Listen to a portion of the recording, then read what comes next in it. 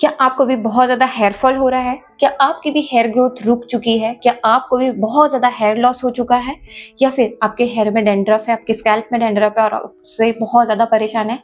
तो टेंशन लेने की कोई ज़रूरत नहीं है। आज मैं आप लोगों के साथ एक complete hair care routine plan जो आप लोगों के साथ शेयर करने जा रही हूँ, व्हिच इज़ 100% नेचुरल, ठीक है? या फिर आप ऐसा कह सकते हो 99% नेचुरल रहने वाला है।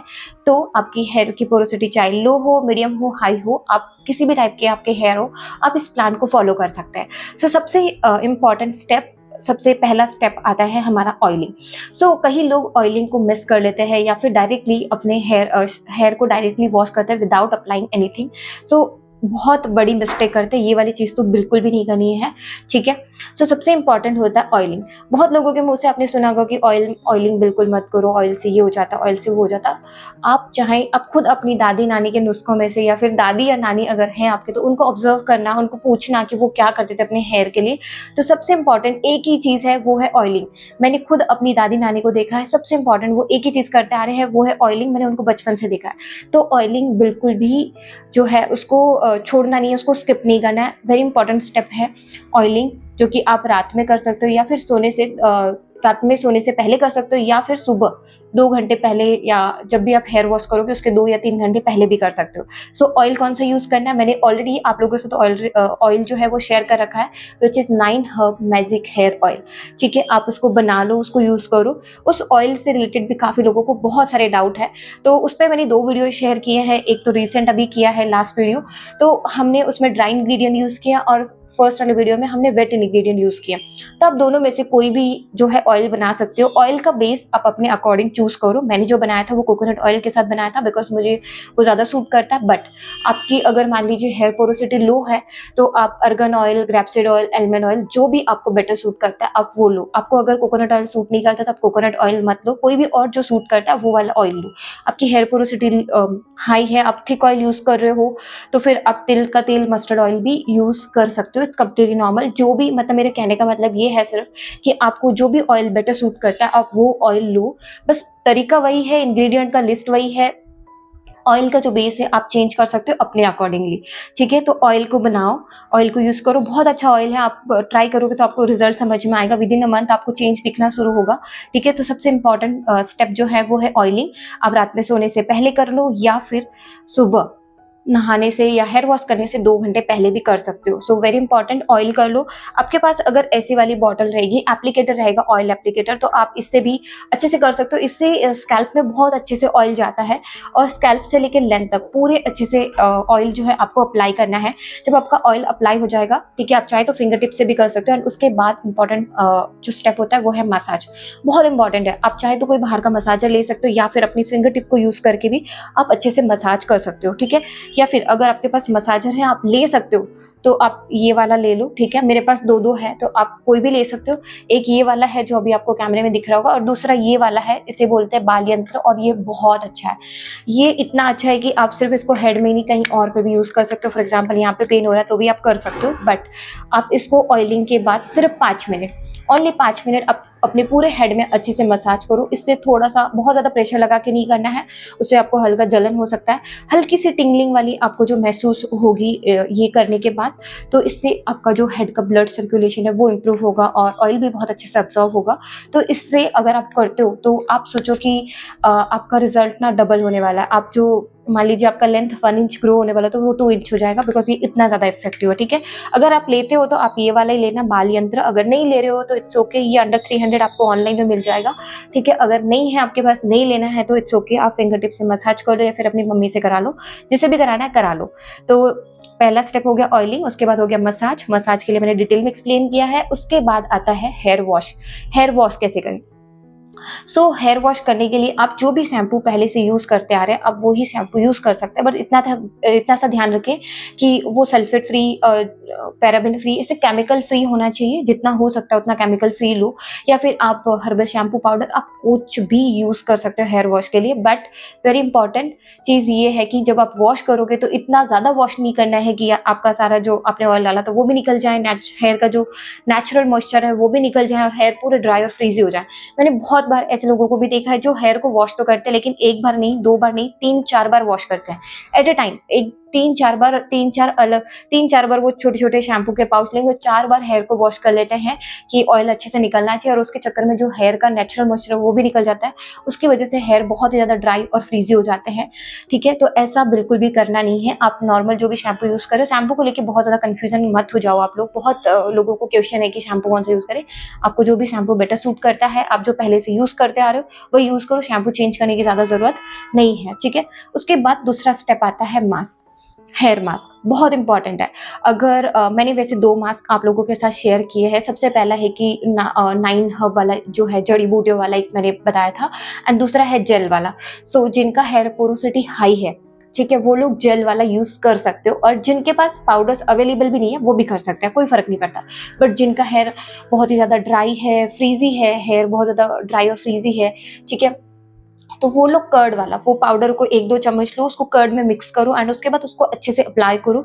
ओनली स्कैल्प पे नहीं, सीधा लेंथ पे भी पूरा अच्छे से अप्लाई करो, एंड ऑलमोस्ट 1 घंटे के लिए 45 टू 60 मिनट्स के लिए आप उसको छोड़ दो अपने बालों में, एंड उसके बाद आप नॉर्मली वापस से शैम्पू कर लो, जैसे भी आप कर रहे हो। ठीक है, ये हो गया, हेयर वॉश हो गया, शैम्पू हो गया, मास्क हो गया, सब कुछ हो गया। उसके बाद आता है सीरम की बात। तो सीरम कब अप्लाई करना है, बहुत लोगों को कंफ्यूजन है कि क्या हफ्ते में 4 बार अप्लाई कर ले, 5 बार अप्लाई कर ले। देखो, कुछ वैसे तो कर सकते हो, बट मानसून का मौसम चल रहा है तो बाल जल्दी से सूखते नहीं है, और इसमें हेयर फॉल होने के चांसेस थोड़े से हाई होते हैं। तो अगर आपके हेयर ऑल द टाइम जो आपका स्कैल्प वेट रहेगा तो और ज़्यादा हेयर फॉल होने के चांसेस हाई होते हैं। तो अभी के लिए आप हफ्ते में सिर्फ 2 से 3 बार करो। कब अप्लाई करना है, जब आपके हेयर वॉश हो जाए। ठीक है, हेयर वॉश हो जाने के बाद आपके हेयर थोड़े थोड़े से गीले हो तब आप उसको स्प्रे करो, और स्प्रे करना है ओनली स्कैल्प में। उसको बिल्कुल भी लेंथ पे अप्लाई करने की जरूरत नहीं, ओनली स्कैल्प में अच्छे से पार्टीशन करके आप उसको अप्लाई करो, थोड़ा थोड़ा स्प्रे कर लो अच्छे से, एंड हल्के हल्के हाथ से आप मसाज कर लो, एंड दैट्स इट, डन। तो अब 2 बार हेयर वॉश करते हो तो 2 बार अप्लाई करना है, अगर आप 3 बार करते हो तो 3 बार करना है। बट इंपॉर्टेंट चीज़ ये है कि बिना कुछ भी अप्लाई किए आपको हेयर वॉश नहीं करना है। चाहे आप ऑयल कर रहे हो तो ऑयल लगा लो, मास्क कर रहे हो तो मास्क लगा लो, ठीक है, बट उसके बाद ही वॉश करना है। अब कुछ लोगों को डाउट होंगे कि क्या अगर मेरे पास मास्क अप नहीं है। देखो, बेटर प्लान तो यही है कि एक बार आप ऑयल करो, एक बार आप मास्क करो, हो जाने के बाद आपको एक बार सीरम अप्लाई करना है। मतलब हफ्ते में 2 बार एटलीस्ट तो करना ही करना है। दूसरा इंपॉर्टेंट चीज, आप उससे ज्यादा भी सीरम अप्लाई कर सकते हो, कोई प्रॉब्लम वाली बात नहीं है। मैक्सिमम आप 3 to 4 टाइम्स भी कर सकते हो, बट 2 बार तो आपको करना ही करना है। उससे भी इम्पॉर्टेंट चीज़ ये है कि कुछ लोगों को क्वेश्चन रहता है कि मैं हर बार मास्क नहीं अप्लाई कर सकता तो मैं क्या करूँ। तो देखो, अगर आप चाहें तो 2 बार ऑयलिंग भी कर सकते हैं हफ्ते में, ठीक है। बेटर प्लान वही है कि आप उस पर ज़्यादा करोगे तो ज़्यादा अच्छा रिजल्ट मिलेगा, बट आप मास्क नहीं कर सकते हो, आप कहीं ऐसी जगह पर जहाँ पे सब चीज़ें अवेलेबल नहीं है, या कुछ भी रीज़न हो सकता है, तो आप 2 बार ऑयलिंग करो, फिर 2 बार हेयर वॉश करो, और फिर 2 बार सीरम अप्लाई करना है। अब जिन लोगों को मास्क बिल्कुल पसंद नहीं वो भी ऑयलिंग कर सकते हैं। अब जो लोगों को ऑयल पसंद नहीं है, कुछ लोग बोलेंगे, वैसे मैं बोलूँगी कि लगाओ, ऑयल इंपॉर्टेंट है, बट नहीं है तो आप जो दही वाला मास्क है जिसमें पाउडर और दही को मिक्स करके अप्लाई करके लगाना है, वो आप 2 बार भी लगा सकते हो हफ्ते में, ठीक है। तो ये डिपेंड करता है लाइक आपकी हेयर वॉश के ऊपर। कुछ लोग हफ्ते में 3 बार वॉश करते हैं, कुछ लोग 2 बार करते हैं, तो मैं मैक्सिमम 2 ही बार करती हूँ। तो अगर आप 2 बार करो तो 1 बार ऑयल लगाओ, 1 बार मास्क लगाओ, ठीक है। अगर आप 3 बार करो तो 2 बार ऑयल, मास्क, 2 बार ऑयल और 1 बार मास्क लगा सकते हो, या फिर 1 बार ऑयल और 2 बार मास्क भी अप्लाई कर सकते हो। ये आपके ऊपर डिपेंड करता है, ठीक है। आप इसको थोड़ा सा मॉडिफाइड कर सकते हो। बाकी दूसरा, ज़्यादा स्ट्रेस लेना नहीं है इस चीज़ को लेके कि मैंने लाइक ओवर डिसिप्लिन नहीं होना है। क्या होता है कि हमने सोचा कि यार ये हफ्ते में ऐसा ऐसा होना ही चाहिए, और नहीं हुआ तो हम बहुत ज़्यादा स्ट्रेस्ड आउट हो जाते हैं कि नहीं ये हुआ नहीं, मेरा सीरम मैं भूल गया कभी कभी अप्लाई करना। इट्स ओके यार, भूल गए तो कोई प्रॉब्लम वाली बात नहीं, पर ज़्यादा स्ट्रेस मत लो उस चीज़ का, ठीक है। बहुत ज़्यादा स्ट्रिक्ट मत हो जाओ कि नहीं मुझे तो ऐसा करना है तो ऐसा ही करना है, बिल्कुल भी नहीं, ठीक है। आपने इस हफ्ते में 2 बार ऑयलिंग कर ली, इट्स ओके, अगले बार मास्क अप्लाई कर लेना। इस बार 2 बार मास्क अप्लाई हो गया, अगले बार मैं ऑयलिंग कर लूंगा। तो थोड़ा बहुत जो चेंजेस किए आप अपनी साइड से कर सकते हो, बट जितना पॉसिबल होता है उतना मैंने जो बताया है वही करूँ, ठीक है। बट समटाइम अगर इधर उधर हो जाता है ट्रैवलिंग की वजह से, किसी भी रीजन की वजह से, तो इट्स ओके, उसको ज़्यादा स्ट्रेस आउट मत हो जाओ, ठीक है। एंड आई होप कि मैंने अच्छे से आपको एक्सप्लेन कर लिया है, बट ओवरऑल एक बार मैं आपको फिर से फाइनल वाला बताती हूँ। सबसे पहला स्टेप होता है ऑयलिंग करने के बाद आपको करना है मसाज करने के बाद आपको करना है शैम्पू हो जाने के बाद आपको अप्लाई करना है serum in the wet hair, ठीक है।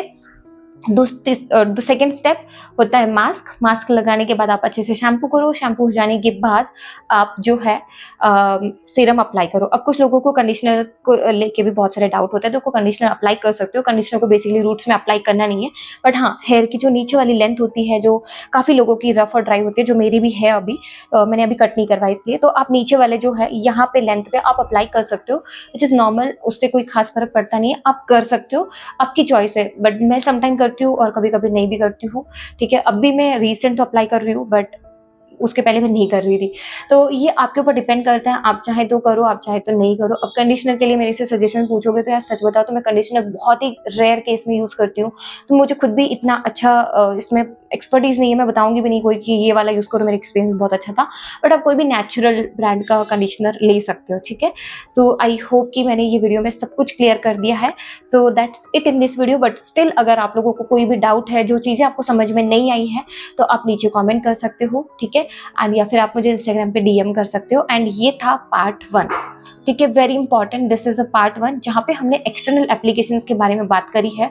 पार्ट 2 जो कि नेक्स्ट वीक में आएगा, उस पर हम इंटरनल एप्लीकेशंस के बारे में बात करें, जहाँ पे आपके हेयर फॉल को परमानेंटली कैसे स्टॉप करना है, ठीक है। आपकी हेयर ग्रोथ में, हेयर रीग्रोथ में बहुत ज़्यादा हेल्प करेगा। तो हम वो पार्ट 2 में डिस्कस करेंगे, विच इज़ इंटरनल एप्लीकेशंस, या फिर इंटरनली आपको क्या चेंज करना है, डाइट कैसा होना चाहिए, क्या ऐड करना चाहिए, क्या नहीं, आप हेल्दी हेयर के लिए क्या खा सकते हो, क्या नहीं। तो वो हम पार्ट 2 में डिस्कस करेंगे। और वेरी वेरी वेरी इंपॉर्टेंट, अगर आपने पार्ट 1 देखा और पार्ट 2 नहीं देखा है, तो आप बहुत कुछ मिस करने वाले हो। या फिर ये सोचो कि ये आपका टेम्पररी सोल्यूशन है जो मैंने आज आपको बताया, बिकॉज ये ऊपर से लीपा पोती वाला काम है, बट इंटरनली आपको क्या क्या चेंज करना है, कैसे करना है, वो हम पार्ट 2 में डिस्कस करेंगे। बिकॉज इसी वीडियो में अगर ज़्यादा डिस्कस करेंगे तो वीडियो बहुत ज़्यादा बड़ा हो जाएगा, तो और वो आप लोग देखोगे भी नहीं। तो इससे बढ़िया कि मैं पार्ट 2 जब नेक्स्ट वीक में अपलोड करूँगी, तो प्लीज़ आप उस वीडियो को जरूर देखना। उससे आपको और ज़्यादा क्लैरिटी मिलेगी, ठीक है। आप परमानेंटली अपनी हेयर फॉल को स्टॉप कर सकते हो, और भी बहुत सारी चीज़ें आपको सीखने को मिलेगी, विच इज़ इन पार्ट 2। सो मिलते हैं पार्ट 2 के वीडियो में, तब तक के लिए राधे राधे सभी को।